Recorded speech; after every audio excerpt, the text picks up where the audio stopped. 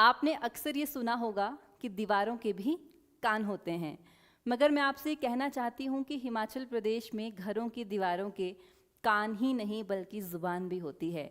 हमारे घरों की दीवार, छत, खिड़की, दरवाजे, यहाँ तक कि मिट्टी, पत्थर, लकड़ी सभी अपने में अनगिनत कहानियाँ समेटे हुए हैं जो हमारी संस्कृति और पारंपरिक ज्ञान को दर्शाती हैं। जी हाँ, हम बात कर रहे हैं हिमाचल प्रदेश की पारंपरिक भवन निर्माण शैली कथकुनी की। नमस्कार, मेरा नाम है नीतिका ठाकुर और आज के सेशन में हम लोग हिमाचल प्रदेश के वर्नाक्यूलर आर्किटेक्चर स्टाइल को डिस्कस करेंगे। तो कथकुनी शैली आपको कुछ इस तरह से देखने के लिए मिलेगी। ये जो घर है हिमाचल प्रदेश के जो ग्रामीण इलाके हैं, जो हमारा कुल्लू जिला हो गया, जो अपना शिमला है, किन्नौर, लाहौल स्पीति, सिरमौर, मंडी, आपको काफ़ी जगह पे इस तरह के घर देखने के लिए मिलेंगे। ठीक है जी। और इसी का ही जो मॉडर्नाइज वर्जन है वो कुछ इस तरह का घर हमको देखने के लिए मिलेगा। तो इन घरों में मेनली जो पत्थर है और जो लकड़ी है उसका यूज़ किया गया है। ठीक है जी। तो इन घरों को देखकर क्या आपको ये नहीं लगता है कि हिमाचल प्रदेश आज जिस तरह की आपदा का सामना कर रहा है उसकी स्क्रिप्ट हम आप लोगों ने मिल के लिखी है और इसका क्लाइमैक्स तो अभी बाकी है, क्योंकि विकास की अंधी दौड़ में हम अपने पूर्वजों की बहुत सी धरोहरों को पीछे छोड़ आए हैं। हमारे जो पूर्वज हैं उनका जो खाना पीना है, जो रहना सहना है, जो घर हैं, वो सभी इस तरह से हुआ करते थे जो प्रकृति के साथ एक बैलेंस बना के रखते थे। और इसका आपको एक बहुत इम्पॉर्टेंट एग्जाम्पल जो है वो कथकुनी शैली में बने हुए घर देखने के लिए मिलेंगे। क्योंकि ये घर धीरे धीरे अब ख़त्म होते जा रहे हैं, ये शैली धीरे धीरे विलुप्त होती जा रही है, तो इसकी इम्पोर्टेंस क्या है आज हम वो जानेंगे। और यदि ये ख़त्म हो गई शैली तो हम कितनी अमूल्य चीज़ खो देंगे, इसको भी आज हम लोग डिस्कस करेंगे। तो चलिए, सबसे पहले हम लोग देखते हैं कि कथकुनी शैली जो है वो क्या है। तो देखिए, यह दो शब्दों से मिलके बना है। कथ का मतलब होता है काष्ठ, मतलब कि लकड़ी, और कुनी का मतलब होता है कोना, मतलब कि कॉर्नर। तो जो कॉर्नर्स हैं वहाँ पे लकड़ी को लगाया जाता है। ठीक है जी। तो उसी से जो है ये नाम बना है आपके पास। जो वुड है कॉर्नर्स में वो इंटरलॉक की जाती है, तो कथकुनी हमारे पास इस तरह से नाम आया है कि कोनों में क्या होगा, वुड होगी। ठीक है।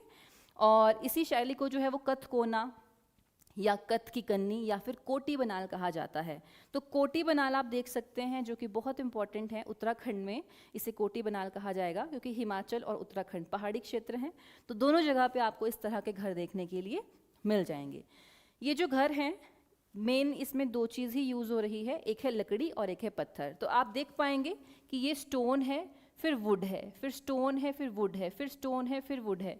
तो इसमें हमको जो है ऑल्टरनेटिंग लेयर्स देखने के लिए मिलेंगी, लकड़ी और पत्थर की। हाँ, एक बात और है कि जो ये घर है या फिर जो ये शैली है, जो हमारे पास कथकुनी शैली है, इसमें सिर्फ घर ही नहीं बने हैं हिमाचल में। जो हमारे प्राचीन मंदिर हैं, जो हमारे प्राचीन किले हैं, वो भी इसी शैली में बनाए गए हैं। ठीक है जी। तो ये शैली क्यों अपनाई गई? क्योंकि ये हमारे नेचर के अनुरूप है। कैसे है तो अभी हम लोग डिस्कस करते हैं। उससे पहले आप जो है ये दो पिक्चर्स देखेंगे। ये देखिए, बहुत ही फेमस हमारे पास जो है ये मंदिर हैं जिन्हें आप इजीली आइडेंटिफाई कर सकते हैं। ये है हिडिंबा देवी टेम्पल जिला कुल्लू में, और ये है भीमा काली टेम्पल जो सराहन में डिस्ट्रिक्ट शिमला में आपको देखने के लिए मिलेगा। तो ये दोनों ही मंदिर जो हैं वो कथकुनी शैली के एग्जाम्पल हैं। हालांकि आपको इनकी जो रूफ है वो डिफरेंट देखने के लिए मिलेगी। ठीक है जी, रूफ डिफरेंट है, लेकिन इसमें जो जिसका यूज़ किया गया है, जिस मटेरियल का, वो लकड़ी और पत्थर है। ये देखिए यहाँ पर भी stone wood, stone wood, stone wood, same चीज़ यहाँ पर भी है, स्टोन और वुड का ही यूज़ किया गया है। तो ये हमको कथकुनी शैली के एग्जाम्पल देखने के लिए मिलेंगे, और इसी तरह के मंदिर घर आपके आसपास भी होंगे ज़रूर। चलिए जी, अब हम बात करते हैं कथकुनी शैली के फीचर्स की। सबसे पहले ड्राई कंस्ट्रक्शन, लकड़ी और पत्थर का ही यूज़ किया जा रहा है। किसी भी तरह का सीमेंट यहाँ पे यूज़ नहीं होता है। हालांकि हिमाचल के कई एरियाज़ ऐसे हैं जहाँ पे पहले के टाइम पे ना दाल के पेस्ट का यूज़ होता था। जैसे घरों में हमने दालें उगा ली खेतों में, उस दाल को फिर पीसेंगे, हल्का सा पेस्ट बनाएंगे, और उस पेस्ट को जो है वो हम लोग पत्थर पे लगाया, फिर नेक्स्ट पत्थर रख दिया, फिर उस पे, बट काफ़ी कम एरियाज़ में ऐसा होता था। अदरवाइज सिर्फ यहाँ पर जो पत्थर और लकड़ी का यूज़ हो रहा है, किसी भी तरह का सीमेंट यहाँ पे यूज़ नहीं होता है। आपको ऑल्टरनेटिंग लेयर्स देखने के लिए मिलेंगे यहाँ पर, ठीक है जी। और साथ ही साथ में डबल लेयर्ड वॉल हमको यहाँ पे देखने के लिए मिलती है, जो इस घर का, इस शैली का इम्पॉर्टेंट फीचर है। डबल लेयर कैसे आप देख पा रहे हैं यहाँ पे, ये भी वुड है, यहाँ पर भी वुड बनाई गई है, और बीच में ही खाली स्पेस था जिसको लूज मटेरियल से, पत्थर से फिल किया गया है। तो डबल लेयर्ड हमको जो है वो वॉल्स देखने के लिए मिलेंगी, जो इम्पॉर्टेंट हैं क्योंकि यह घर को जो है वो इंसुलेशन प्रोवाइड करेंगी, और साथ ही साथ में इस घर को जो है वो भूकंपरोधी भी बनाती हैं, ठीक है जी। चलिए तो आगे हम चलते हैं। फिर आपको जो है वो स्टीप रूफ्स देखने के लिए मिलेंगी इन घरों की। छत इस तरह से होती है। पहाड़ी क्षेत्र में हमको छत मोस्टली इस तरह की देखने के लिए मिलेंगी, क्योंकि वहाँ पे बर्फ़बारी भी ज़्यादा हो रही है, वहाँ पे बारिश भी ज़्यादा हो रही है। तो जो बारिश आती है, जो रेनफॉल है, वो इजीली पानी जो है वो बह जाए, और जो बर्फ़ है वो भी इजीली जो है वो घरों के ऊपर से निकल जाए। तो इसीलिए जो रूफ से वो कैसी बनाई जाएंगी, स्टीप। अगर फ्लैट रूफ होती तो क्या होता, बर्फ़ बहुत ज़्यादा गिरती, ऊपर से ऊपर बैठती जाती और घर को जो है वो नुकसान पहुंचाती, ठीक है जी। तो स्टीप रूफ बनाई जाएंगी। कार्विंग बहुत इंपॉर्टेंट है। ये देखिए, हमारे जो प्राचीन भवन हैं उनकी जो डोर्स हैं, उनके जो विंडोज़ हैं, जो बरामदा हैं, वहाँ पे आपको इस तरह की बहुत सुंदर नक्काशी देखने के लिए मिलेंगी, जो लोकल जो देवी देवता हैं, जो कहानियाँ हैं, जो उनको बताती हैं। तो ये जो कार्विंग है, इसके पीछे की एक अलग ही कहानी आपको जो है वो मिलेगी, ठीक है जी। चलिए अब हम बात करेंगे सिग्निफिकेंस की। तो हमारे पास जो कथकुनी शैली है, ये आपको मल्टी स्टोरी बिल्डिंग देखने के लिए मिलेगी, ठीक है जी। इस शैली में जो बनाई जाती है, यहाँ पे आपके पास 3 हमारे पास स्टोरी दिखाई गई है। अदरवाइज़ ये जो घर हैं या जो मंदिर हैं, ये हमको 5 मंजिला, 7 मंजिला भी देखने के लिए मिलते हैं, ठीक है जी। तो क्यों ऐसा बनाया जाता है, तो देखिए, जो सबसे नीचे वाली लेयर आपको देखने के लिए मिलेगी, सबसे नीचे वाली लेयर में हमेशा एक काव शेड बनाया जाता है घरों में। तो काव शेड, जहाँ पे हम अपने गाय, भैंसी, बकरियाँ वगैरह रखते हैं, वो बनाया जाएगा। जो उससे ऊपर वाली लेयर है, वहाँ पे ग्रेनरी बनाई जाती है, या फिर जो पशुओं का चारा है वो सेकंड लेयर में रखा जाता है। पशुओं को घास खिलाना है हमको, है ना, तो वो कहाँ हम स्टोर करेंगे, वो सेकंड लेयर में स्टोर करेंगे। या फिर जो सूखी लकड़ियाँ हैं वो हम कहाँ रखेंगे, हम सेकंड स्टोरी में उसको स्टोर करेंगे। जो खाना पीना, राशन पानी सब कुछ है वो वहाँ पे। तो वो जो स्टोरेज के लिए वो ये बनाया जाएगा, क्योंकि बाहर तो बर्फ़ पड़ी है, ठीक है जी। और बाहर जब बर्फ़ पड़ी है तो आप कहाँ जाओगे सूखी लकड़ी लेने के लिए, आप कहाँ जाओगे राशन लेने के लिए। तो वो सारा जो सामान है वो पहले से ही स्टोर करके रखा जाएगा। और जो उससे ऊपर वाली लेयर आएगी, वहाँ पे हम लोग, जो लोग हैं, परिवार है, वो वहाँ पे रहता है। और जो देवता जी का स्थान होता है वो भी घर में सबसे ऊपर ही होता है, जहाँ पे, क्योंकि आपको हर घर में देवी देवताओं का स्थान देखने के लिए मिलेगा, तो उनको जो है वो हमेशा ऊपर वाला स्थान दिया जाता है। तो इस तरह से आपको ये देखने के लिए मिलेगा। साथ ही साथ वरामदाज आपको मिल जाएंगे, जो बैल्कनी होती है वो बहुत सुंदर आपको देखने के लिए मिलेगी। इन घरों में जो है वो छोटी छोटी खिड़कियाँ बनाई जाएंगी। जो विंडोज़ हैं, एक रूम से जो दूसरे रूम के बीच में बनाई जाती है, उनको पहाड़ी में तीरे कहा जाता है, ठीक है जी। तो वो बहुत छोटी छोटी आपको देखने के लिए मिलेंगी इस तरह से। तो वो छोटी क्यों बनाई जाती हैं, पहला रीज़न तो कि वेंटिलेशन हो जाए, ठीक है जी, वेंटिलेशन की कोई दिक्कत ना आए। सेकेंड चीज़, उनको बड़ा नहीं बनाया जाएगा, छोटा बनाया जाएगा, ताकि घरों के अंदर जो हीट है वो बाहर ना जाए। तो घरों को भी तो गर्म रखना है आपने, तो जो हीट लॉस ना हो, इसलिए उसको छोटा बनाया जाएगा। इवन हमारे ये जो पहाड़ी घर हैं, इसके जो दरवाजे आपको देखने के लिए मिलेंगे वो बड़े बड़े दरवाजे नहीं हैं, दरवाज़ों की हाइट भी छोटी है, छोटे छोटे दरवाजे बनाए जाएंगे, ठीक है जी। और वो क्यों छोटे दरवाजे बनाए जाते हैं, उसके पीछे की अलग ही कहानी है। तो पहला रीज़न तो ये है कि आपका अगर दरवाज़ा छोटा होगा, ठीक है जी, तो जो रूफ़ होता है, जो छत है, वो भी जो है वो नीचे बनाया जाएगा। अगर बड़े बड़े आप कमरे बना दोगे तो कैसे गर्म रहेगा फिर रूम। तो हमेशा जो छत है वो नीचे, छोटे छोटे कमरे होते हैं, ठीक है जी, रूफ़ बहुत नीचे होते हैं, ताकि हीट लॉस ना हो, ठंडे क्षेत्रों में जो घर है, जो कमरा है, वो गर्म रहे।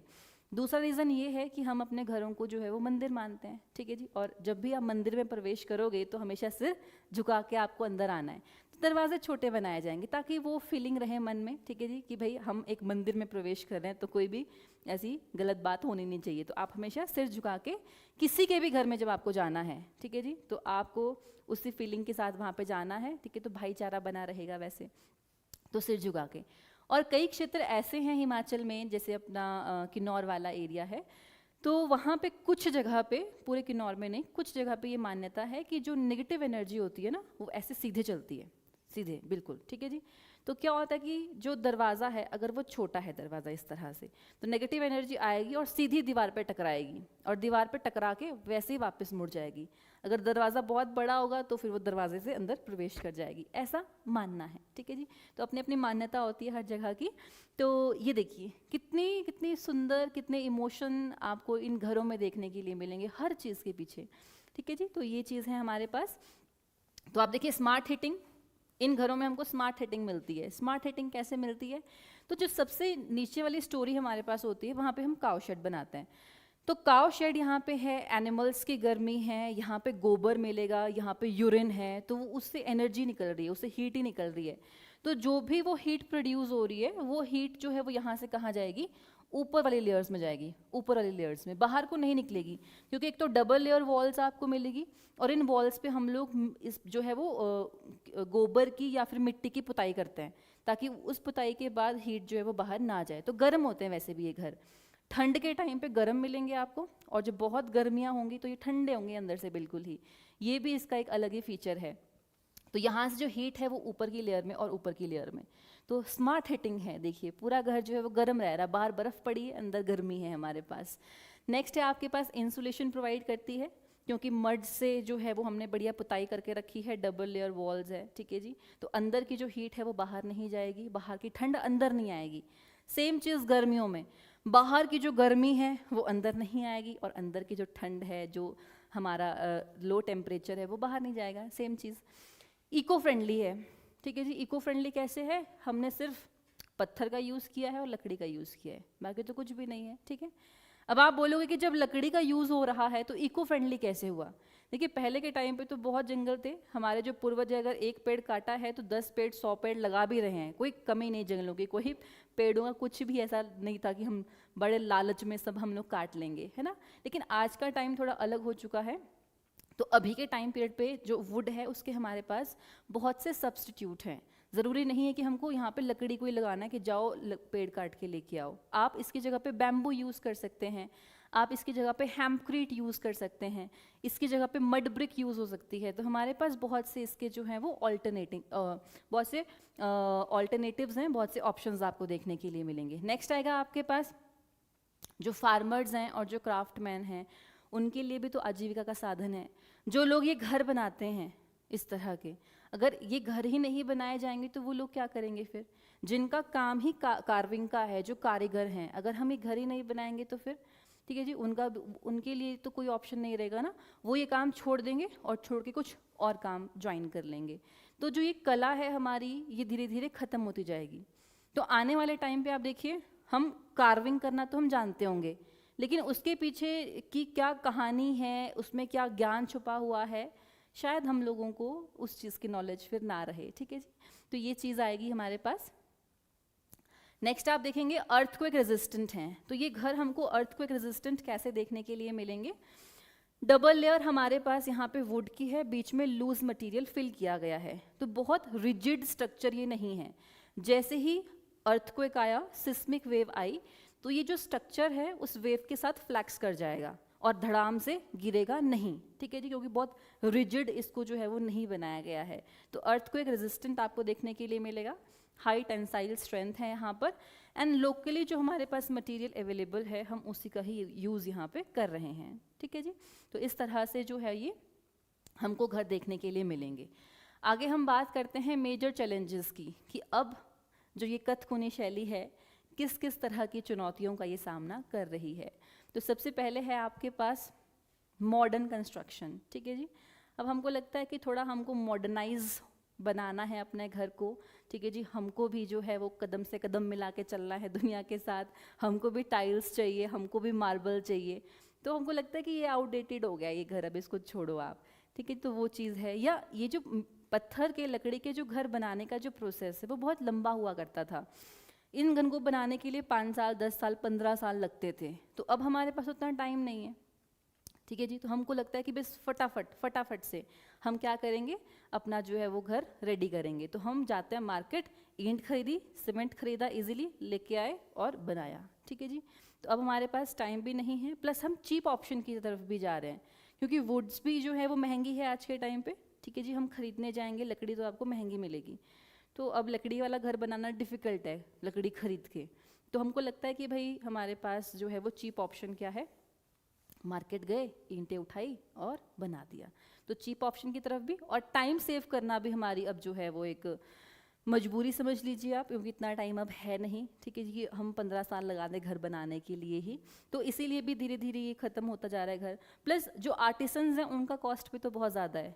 ये जो घर बनाने वाले जो मिस्त्री हैं, ठीक है जी, जो कलाकार हैं, उनकी दिहाड़ी भी ज़्यादा है। अगर हमको वैसी कार्विंग चाहिए, हमको वैसा डिज़ाइन चाहिए, तो फिर उसके लिए टाइम भी लगता है और उसके लिए पैसा भी बहुत लगेगा। तो बोलते हैं कि नहीं, कॉस्ट बहुत ज़्यादा है, उस चीज़ को आप छोड़ो, ठीक है जी।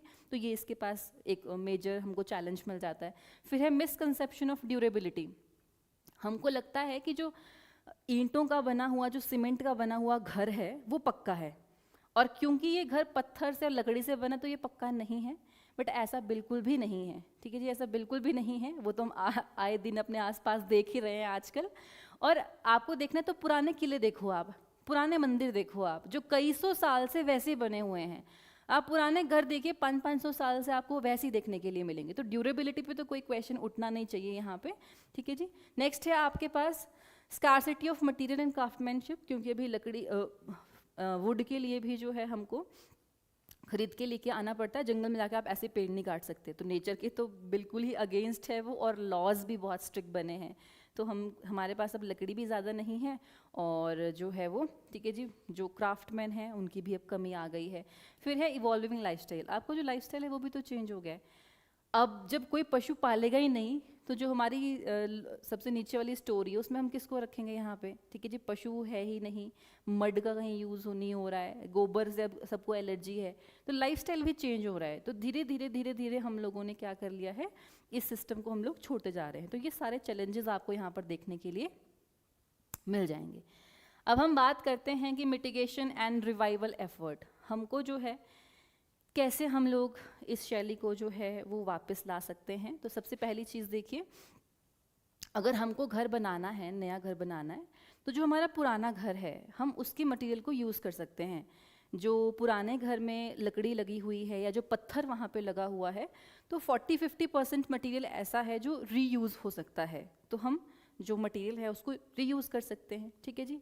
प्लस लकड़ी की जगह पे अब हम जो हैं वो हमारे पास ऑल्टरनेटिंग ऑप्शंस हैं बहुत से, हम उनका यूज़ करेंगे। हम हैम्क्रीड यूज़ करेंगे, मड ब्रिक यूज़ करेंगे, हम लोग बैम्बूज यूज़ करेंगे। आजकल बैम्बू, क्योंकि बैम्बू बड़ा चल रहा है ना आजकल, बैम्बू के सारे प्रोडक्ट बन रहे हैं क्योंकि फास्ट ग्रोइंग है, उसका यूज़ हो सकता है यहाँ पे।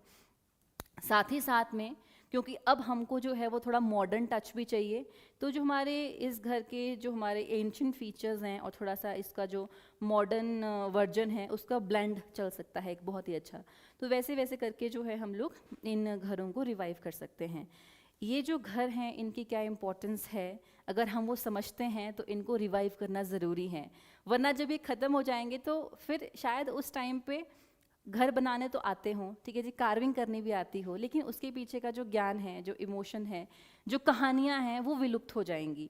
तो आपका इस विषय में क्या मानना है, आप हमारे साथ अपने जो विचार है वो ज़रूर साझा कर सकते हैं। कमेंट सेक्शन आप सभी के लिए ओपन रहेगा। तो थैंक यू सो मच।